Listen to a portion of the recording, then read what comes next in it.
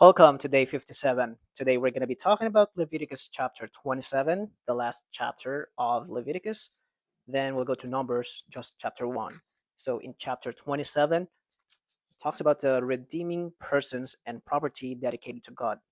Finally, this is the last chapter where God is instructing Israel on how to conduct themselves. The tabernacle was mentioned here, and the word holiness was mentioned 150 times, I think, versus 850 all in all in the entire book of the Bible. There's 66 books in the Bible, so it will give you a perspective of what the book of Leviticus was about. Verse 28, nevertheless, no devoted offering that a man may devote to the Lord of all that he has, both man and beast, or the field of his possession, shall be sold or redeemed. Every devoted offering is most holy to the Lord. I included that here because I wanted to emphasize the last part that the every devoted offering is most holy to the Lord. And then in Romans, we see that we offer our body as a holy living sacrifice to God. Um, and I think that'll be it for Leviticus. Now we'll jump into Numbers and we'll make use of. So every time I will open a new book, I will be using the Rose book here, my resource, and John Maxwell's Leadership Bible. So here we go. Numbers, the main character is Moses. It's about the census and history. It's about the borders. It happened in the borders of Canaan. Now remember, they were coming from Egypt. They were on their way to Canaan, the land flowing with milk and honey, as promised. And it took them 40 years, all in all, to travel. It happened in 1446 BC to 1406 BC. It is a reminder of what happens when people rebel against God. Outline of chapter, census from 1 to 9, Sinai to Canaan from 10 to 12, spies and rebellion 13 to 19, and Moab 20 to 36. Key verse, the Lord bless you and keep you. The Lord make his face shine upon you and be gracious to you. The Lord turn his face toward you and give you peace. Numbers 6, verse 24 to 26. And here for the Maxwell Leadership Bible, I'll read it here. While the book of Leviticus records the ceremonial laws of Israel, the book of Numbers tells how Israel's leaders implemented those laws. Numbers describes how the people of Israel learned to function as a camp.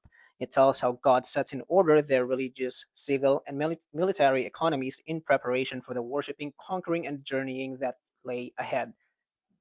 Like the rest of the Bible, Numbers bluntly records the mistakes as well as the successes of both leaders and followers. Primary among its leadership lessons, leaders without faith and vision stifle the potential of the group they lead. The sin of unbelief breaks out repeatedly in the book of Numbers. Temporal and self protective perspectives multiply. The prophet Balaam, for example, willingly discards his principles for personal profit. Korah loses sight of God's established chain of care and rebels against Israel's God given leaders. 10 of the spies sent into Canaan came back fearful, discouraging the nation from moving ahead and accomplishing its goal of possessing the promised land. On the other hand, Numbers also furnishes a picture of healthy, effective leadership. Eleazar, the son of Aaron assumes the position of high priest after his father's death. He successfully fulfills the role thanks to godly mentors and role models who support him. And despite their impatience with the Israelites, Moses, Aaron, Joshua, and Caleb all demonstrate godly convictions and principle-centered leadership. Their kind of leadership provides the positive lessons of the book. So I love both books here. I love both the John Maxwell NIV and my Ray Comfort Evidence Bible. So that's what I'm going to be using moving forward. So let's move on. The first chapter of Numbers talks about the first census of Israel. So here, God commands Moses, the leader of Israel, to take census of the 12 tribes of Israel or Jacob. So here they are. For Reuben, there was a total of 46,500. Simeon, 59,300. Gad, 45,650. Judah, 74,600. Issachar, 54,400. Zebulun, 57,400. Ephraim or Joseph. Remember, Levite, they are not counted because they are dedicated to the Lord. So under Joseph with his two sons, Ephraim and Manasseh, they're included.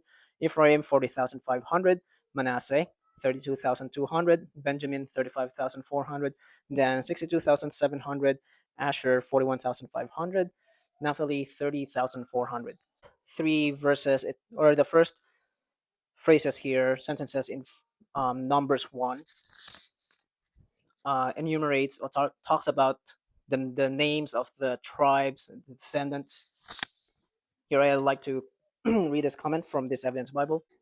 Though these men are memorialized by having their names listed in the Holy Scripture, there's only one place where having our names really matter: Book of Life. There shall by no means enter it anything that defiles or causes an abomination or a lie, but only those who are written in the Lamb's Book of Life in Revelation 21 verse 27. So even here we see that it seems like what we do here on the earthly life is a shadow of realities that's happening in a spiritual life. As I mentioned earlier, the Levites were not included because they're in charge of the priestly things that God dedicated them. In verses 47 to 50, it says, "But the Levites were not numbered among them by their father's tribe.